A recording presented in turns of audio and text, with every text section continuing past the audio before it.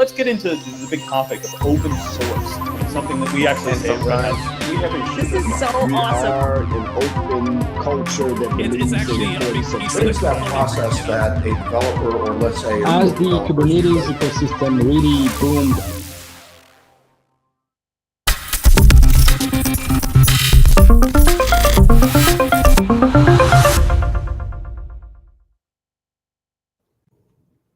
Welcome to In the Clouds. I am your host, Stu Miniman. It is March 22nd, and yes, we are live in person with a guest here in the Boston EBC in the Boston Seaport District.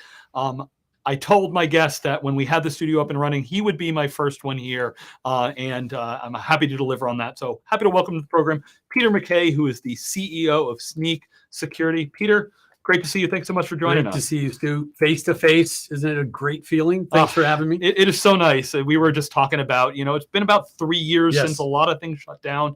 Last year, I did a little bit of travel. I saw a number of events. You and I even bumped into each other, at an event, here in Boston. But yeah, there's nothing like being in person. We were having some discussions about, people coming back to the offices, collaborating, communicating. My office is right down the street. Easy. I walked right here. Yeah. We had a meeting like the old days. So, and Peter, I met you through theCUBE, and the reason I brought you in is, you know Boston, so I wonder if we can just start out, give people just a little bit about your background, your bona fides here in the Boston area, and, Yeah, I grew up here, went to Northeastern, and really started my career, most of my career, other than maybe, 3 years in New York and a year and a half in California, but all the rest have been in Boston. So I grew up in the tech scene. The longer you're in it, the smaller the world gets in the Boston area. And so that, technology, Superhighway 128 was the hub when I started, with companies like Data General and DEC way back when, and Prime Computer, PTC. Well, PTC is still here. So sure. But a lot of them have gone away, consolidated, and a whole new batch of companies have come up, which is great to see. Yeah. Give us a little bit of that perspective. Like, what's it like now in the Boston scene? As you said, you've been acquired by a couple of companies. You're one company acquired by IBM, another one by VMware. Snyk now, cybersecurity. Obviously a pretty hot space. We partner with each other on that technology. So what is the Boston tech scene like today? Yeah, it's gone through so many phases. Like, it was the hub. It's where it started, really, back in the DEC days, and all the companies that came out of DEC really kind of spread throughout, that whole, Boston, then 128, then it went to 495, then went to 128, then went back to Boston. And so it became this, first a feeding ground for acquisitions. A lot of companies came in and still come in and buy a lot of the tech companies in Boston, because it's a great place to start businesses because of the universities that are all here. 40 some odd universities in and around Boston. And so it was a great place to start a business. And then, companies from California or New York that come in and buy them. That's changing now. You're starting to see, obviously biotech, fintech, cyber is big in Boston. There's so many security companies here. So you're starting to see this really good, vibrant, not only just early stage, but companies like HubSpot and others just being successful in building out in the Boston area and saying, look, I don't want to be, a single or a double in an acquisition. I want to go public, and I want to be a long-term differentiated, successful software company. And it's great to see. You get a lot of examples, and it's kind of being in here for 30 years. It's kind of makes you proud that you were part of that journey, and it's great to see. Yeah, well, it's something, Peter. I wasn't born here, but I've lived here ever since I got out of college. I've always been supportive of this space, and good to talk about it because, Silicon Valley, New York City, they get a lot of attention. Austin, some of these areas, but Boston, it's like, heck, I'm inundated on all the social networks. It's like, DraftKings was founded here, and now we can have betting in Massachusetts, founded here. So good to see tech companies. And I think a part of that, if you think back, and depending on when you came, I think the sense was it was the start of the tech environment. Like, this was a big part of how tech got started. Sure. And I think it was the general sense, and they went to California and Silicon Valley built up. There was a sense that Boston was conservative, where if you want to build you can start a company that's great in Boston, but you want to build a transformational company, a generational company, you do it out in California because they think bigger, right? And I think that's what's changed over the years. That conservatism has it's still in some of the venture community, but I think increasingly, I think the best thing that I ever did when I was building one of these companies was to bring on people outside of Boston on our board that did think big, married with some conservatism, and it kind of evolved to a really healthy mix of building a company. Yes, you can swing for the fences when it makes sense to swing for the fences and run a successful business, and be a little bit more conservative when the market wasn't right for it. So I think it became a healthy way to build a generational company, and you're starting to see a lot of it now. Yeah, no, that's awesome. Of course, Peter, cloud has had a big change on the overall market. I mean, if we think, the big, the two biggest cloud companies, they're not based in Silicon Valley, they're based in Seattle, but they are global at this point. Cloud obviously had a huge impact on everything we're doing.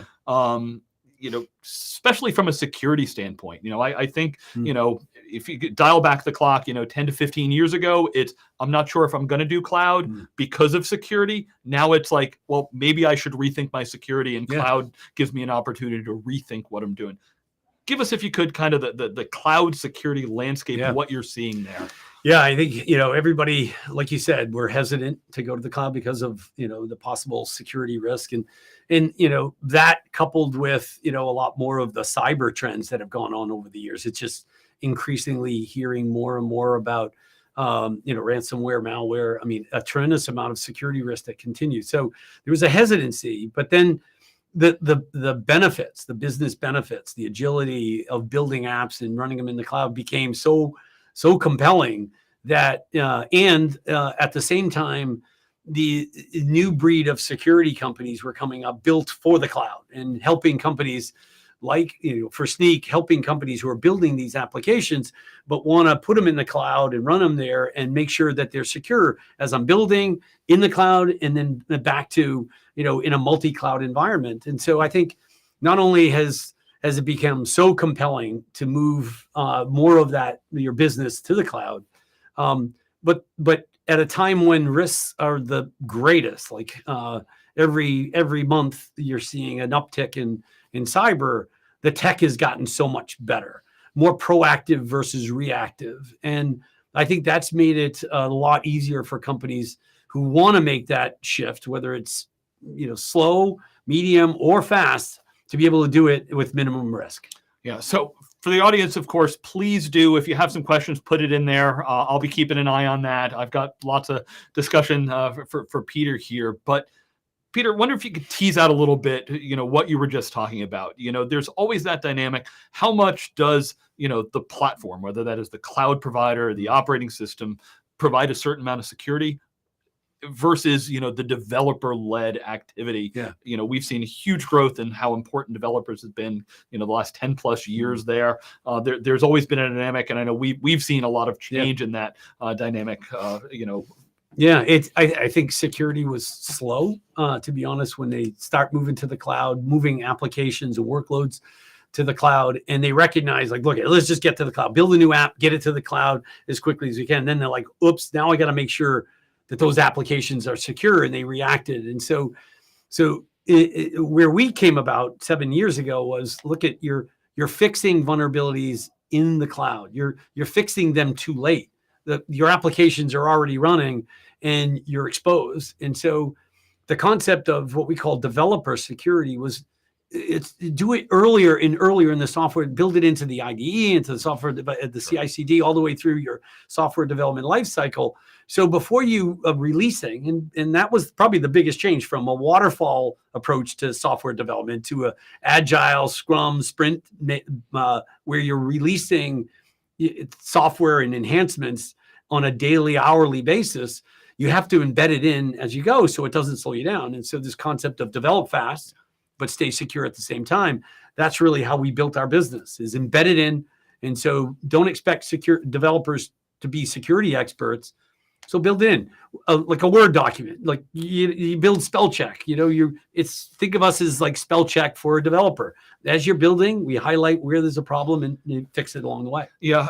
Sometimes there's, the buzzword out there. Yeah. So, it's shift left, it's DevSecOps, how much does the developer have to think about security? How much are the tools just helping them do their job? What's the relationship between the security team, and that developer? Yeah, it's a great question. Yeah. So it's evolved. Like, we had all our products started as freemium, right? So developers can use it and they can start and they become security aware. And so over the 7 years, we've been helping developers become more security aware. We bought a conference, DevSecCon, which is all around teaching developers security. On the other side, we had to teach security how to be dev aware, how to embed it. The days of these application security people who are at the end of the process, right before everything's going to go live or in live, it just didn't scale. The number of developers were taking off and this gap between developers and security, you had to find a different way. You had to shift left. All the empowerment of applications who used to be in a data center and used to be in IT have now kind of moved to empowering developers to move those and run those applications in the cloud. And so they had to find a different way. And so embedding it in, not to expect developers to be the security experts, but to build in the policies that security teams want to make sure that developers, before they release anything, they've made sure they've passed the threshold of the security severity 1s, 2s, and 3s. And so we became this bridge between, developers becoming security aware and security teams become developer aware. And we're the bridge between the two of them. And that's how we've been able to help these more progressive digital transformational efforts of companies make sure we don't slow that process down. Yeah, I love that. I mean, I think about almost my entire career, a lot of the discussion has been, how do you get out of your silo? How do you break through silos? We talked about, like, if people aren't going to the office, you're not necessarily across the table and learning from each other. So, the question sometimes is, hey, can software actually be a bridge for that? We find, our Ansible product does a lot of that. If I have a product owner and an engineer, and if all of these people, if we're in the same tool and it can speak their individual languages, it can actually help more than just like, another collaboration tool that isn't necessarily getting my job done. Yep. Everybody's trying to be more productive, more collaborative, more automated. And so that's really what we've tried to do is just, and that our partnership is the same. How do we automate? How do we embed security throughout that, from the early stages all the way through into production? And I think that's where the more advanced companies, not everybody's there, but you're starting to see that dramatically change as companies are trying to go faster and faster. And there isn't a CEO out there that isn't trying to get more productivity out of their development teams. Red Hat is, Snyk is, we're all trying to get to more, but at the same token, it's got to be secure because I don't want anybody or me showing up in the Wall Street Journal with a hack of something, some vulnerability that we didn't catch. And so, this is that, don't slow developers down, make sure they stay productive, but you got to be secure at the same time. Okay. So you mentioned kind of the freemium to paid model. Can you help tease through the whole discussion of open source, security? How do I pay? How secure is that? It's a big topic. I got a few follow-up questions. Yeah. So the way we started in 2015 with a freemium, it was scanning open source for vulnerabilities. That was how we did it. We did kind of an individual, a developer license that developers can start use. Anybody who's building, even today, building an open source application, you get Snyk freemium. When you start wanting to collaborate in the integrations and you want to do more, then it shifts to a paid version. And that started 2 years later in 2017. We started to do the upselling, which was basically, developers want to collaborate, they want to buy the paid version.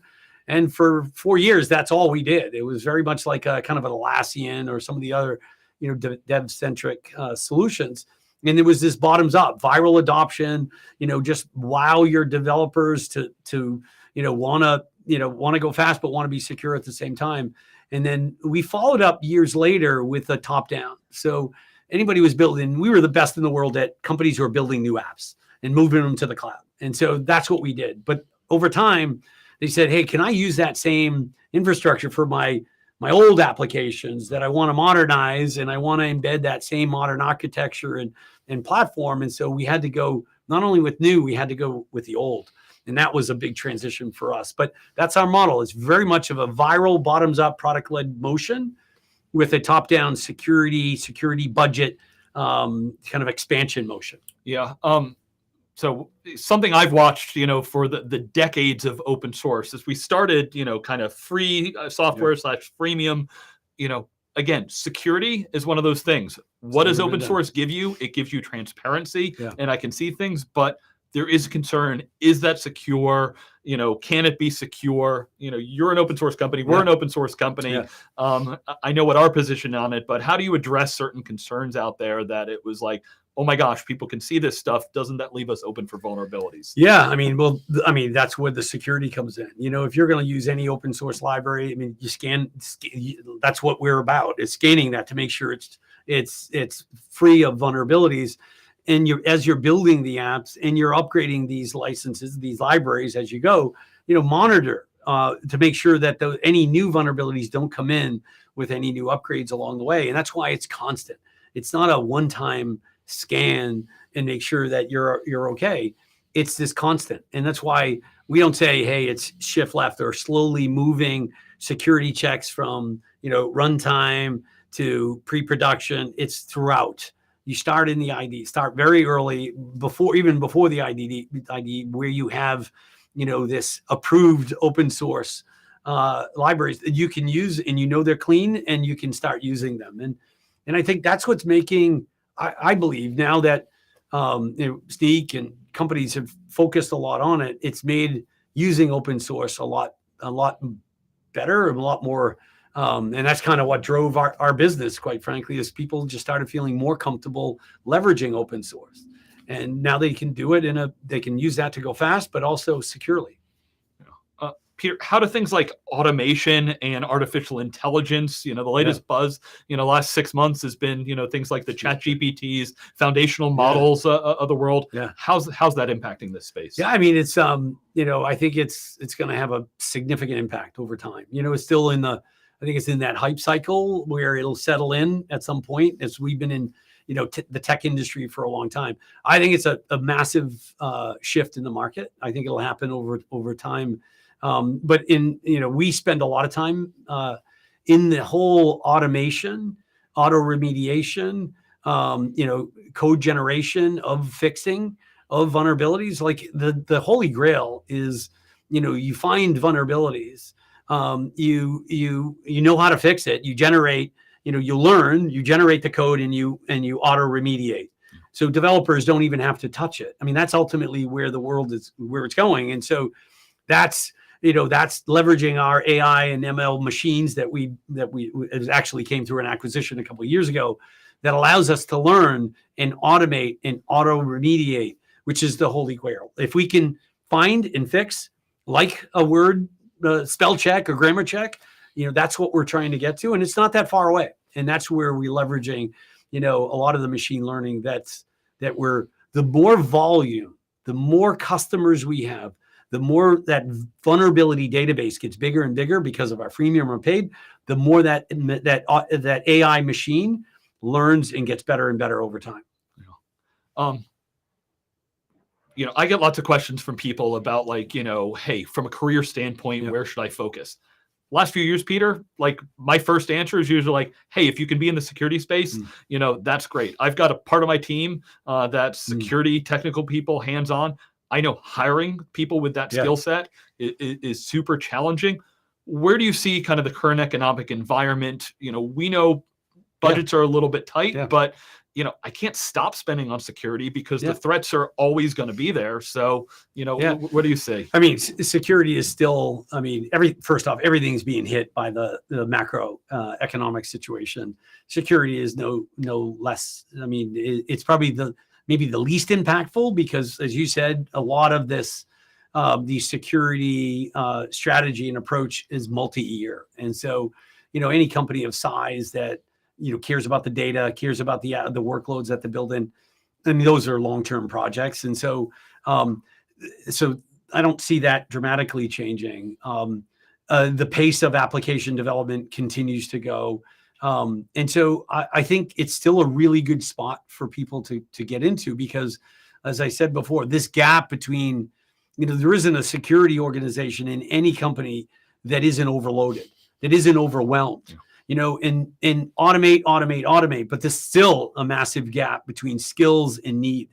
And so for people who are interested, and that's why if you're a developer, increasingly they're converting developers into these DevSecOps roles, where I think companies now need to take more of that technical expertise and educate them more on the security aspects. And that's where I think that's happening, right? They're adding more of that. They're pulling developers out and training them on security on tools like Snyk, where they can build it in to the tools that the developers use. But you got to bridge that gap. I mean, there's 3.5 million open security spots today. And so that's not going to change anytime soon. And the economic conditions are not going to dramatically alter that, because the security needs continue to grow. Yeah. Do we need to do something at the university level? I just think here in Boston, we are. We're, that's where we get in, help with the curriculum. We encourage all of our employees to go into the schools and help teach a class or two on security.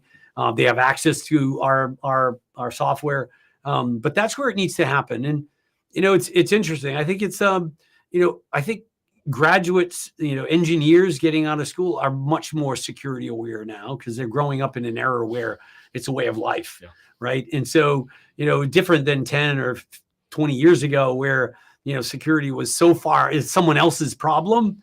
Now it's if you want to own this workload, you got to own all of the workload. And where security was centralized, now it's decentralized. It's embedded throughout the organization. And so you got to be more security aware.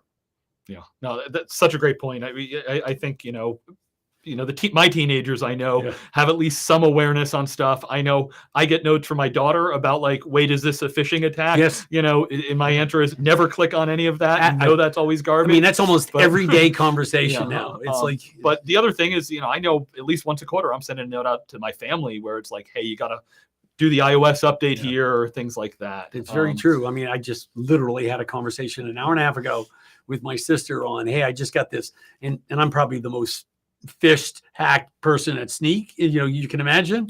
And so it's a big job. It's a big job for everybody. And just everybody being more security conscious is not a bad thing. Yeah. So Peter, you've mentioned a couple of acquisitions. Give us the update on Snyk itself. Are there certain areas that are growing faster than others? Are there areas that might make sense for you to add to what you're doing today? Yeah, I mean, we've always, we started with open source. We built a container security solution. We built an infrastructure with code security. Then we started to build the inorganic muscle. In addition to building our own, we found that developer security is very fragmented. The tools in and around developers and security is incredibly fragmented, that there's this opportunity to build a platform, to embed all these pieces together, best of breed standalone, but better together. And we have 5 today. We added, and some of them came organically, some of them came inorganically. Like we bought Fugue a little while ago. We bought Foss ID. We bought Deep Code. These are companies that had pieces of that roadmap that allowed us to accelerate our roadmap, embed these components into one platform. They're not like a portfolio of like some companies have like a bunch of disparate products. This is like an tightly integrated solution. And we have 5, we think 6, 7, 8, 9, 10 are to come. Some we're building, and some we think we can get there faster if we acquire. And so we are looking at that developer tool environment on ways that we can help kind of a North Star, developer productivity. Security was the biggest piece that slowed developers down, is build security, build in quality components and privacy components. And we see a long road of other pieces that you can integrate into a platform, so a developer can have one view of all the things they need to fix as they're building an app, instead of going to all these different tools, getting out of one, getting into another. Well, yeah, Peter, you bring up such a great point. The developer tool set in general is like fragmented and crazy. my understanding from talking to my peers in the security industry is, the security space is as if not more fragmented there. I was meeting with one of our customers recently, and they're like, oh, well, we use you for a bunch of things, but I need to have some third-party security tool to be able to look at your pieces and I need overlapping tools. Yes. There's never one that's a silver bullet. So, there's certain areas you're never going to have a single pane of glass. It feels like security is like, oh my gosh, I've talked to some very big financial companies that are like, they spend ungodly amounts of money, and they're like, and we could spend even more because I could always do more from a security. There never is a boundary to it. Yeah. Yeah. I think that, I think, even in the software world long enough, you go 7 to 10 years of a great market, and then you go 2 years, 3 years, or whatever of a tougher market. And what happens is, you get, a million companies pop up in a good market. And then, when you go through a challenging market like we're in, that's where you get into this massive consolidation or rationalization of the many companies that are out there. Because there's way too many companies chasing after, the dollars that are now less than they were a year ago. And so that's why you see a lot of companies that are looking for vendor consolidation in a platform, not a bunch of these pieces that I have to pull together. And I think you're going to see a tremendous amount of acquisitions happening. I think there's going to be a lot more consolidation that has to happen. There's just way too many companies out there that need to come together. It's too complex for customers. And we just need to make that a better experience for our customers. And we believe that pulling together that portfolio of those 10 products from one throat to choke and one platform is the approach that I think, the playbook for the bad market. Strengthen your balance sheet, consolidate your space, make sure you continue to execute really well. And I think that's what the companies who will differentiate themselves in this market will do. Well, Peter, you bring a great point. There's been, throughout time, there's usually where's the center of gravity where, a lot of my dollars get spent. Yeah. I remember back for, many years, one of the companies you work for, VMware, was the center of, the data center there. Yes. Today, Amazon, Microsoft, have a lot of share of dollars, and the growth of the cloud marketplace and the partnerships that they have. Yeah. I know from our standpoint, the deep partnerships, the first party and marketplace products that we have with them are some of our biggest growing areas because they can commit dollars to those, and they can still get our best of breed products, with that. So that's what you're saying. Yeah, absolutely. I mean, we have great relationships with all the cloud providers. We recognized, 4 years ago, that to win in this market and to really do an incredible job on, satisfying our customers, making them successful, is you got to integrate into the platform, into the ecosystem. And our partnership with Red Hat, AWS, and others have really allowed us to work better together in terms of technically, but also go to market to make that an easier and more successful experience for our customers. And so we continue to invest in that, that not everybody, but you got to pick the companies who make sense to pull together and just make that an easier decisions for customers, because it's complex, as you said. And so the more we can do to make that experience better, whether it's the integration, the post-sale experience, or the sales experience, the pre-sale experience, the easier it is for our customers. And we believe that shifting from the pre-digital transformation to post-digital transformation, or that journey, it's a massive shift in spend. And so that spend is around modern dev shops, modern cloud native applications, open source. And like Snyk, we're in the middle of it. And it's making sure you're partnering with the right companies to take it, to present to our customers the best experience.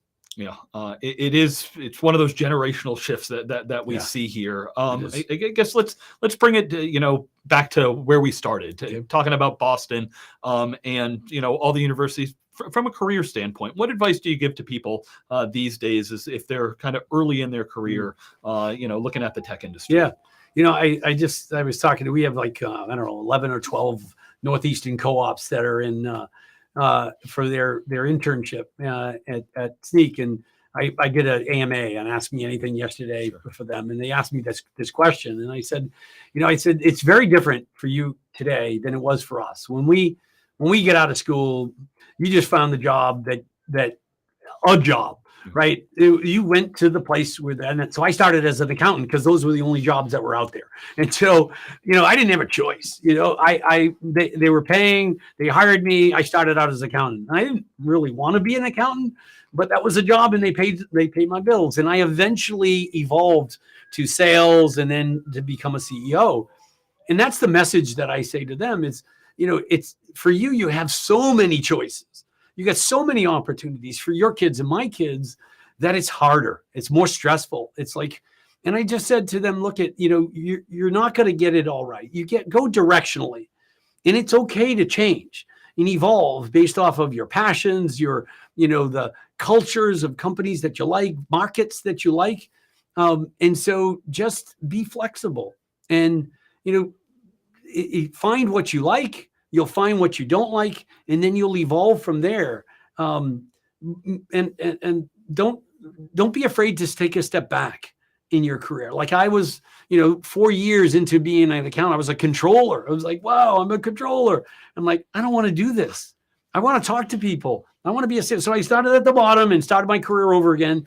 Then became a salesperson at the bottom and having to sell. And I didn't even know how to do that. I just learned. And that's the con of the COVID era when nobody's in. I just sat next to someone who was a really good saleswoman that I learned a ton, and that's how I learned how to sell.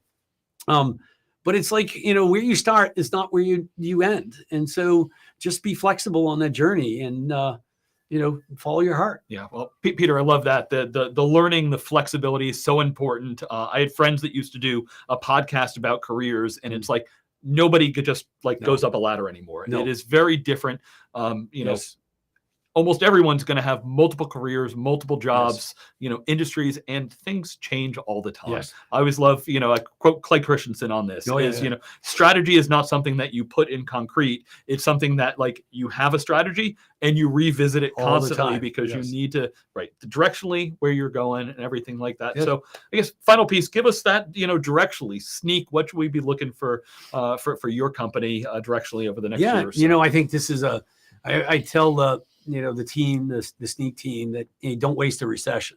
This is a great opportunity to make yourself better, develop, continue to invest in the products, continue to invest in the partnerships that we have, continue to be aggressive, organic and inorganic in terms of the growth, and be better at your approach. The way you sell, the way you market, the way you deliver products today are different than they were a year ago and 2 years ago. You got to change.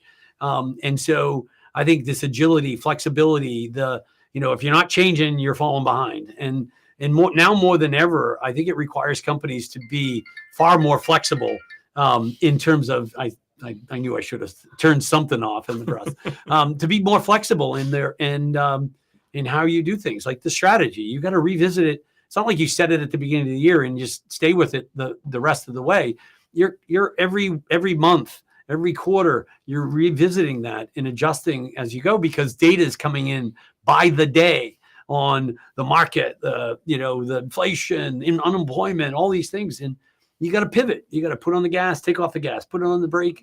That's Peter, 3 years ago, we all got a very real lesson on that. Whatever plans you had at the beginning of 2020, a few weeks later, you tore it up and completely started over. Yes. So, hey, thank you so much for coming. Thanks, Pleasure chatting with you. Awesome. Good to see you. Always good to catch up. Best of luck. And appreciate the partnership, meeting open source, cloud, and of course, security. So important today. I've said it sometimes. I remember at the beginning of my career, I felt like security was top of mind, bottom of budget. Yeah. And now it's like, to quote our friends at AWS, it is job zero. It is everyone's job. It is there. So security. It's got to be embedded. Super important. Build it in from the beginning. All right. So Thanks, Peter McKay, Snyk Security, thank you so much for joining us. I'm Stu Miniman. You're watching In the Clouds. And as always, thank you for joining us on your journey in the clouds.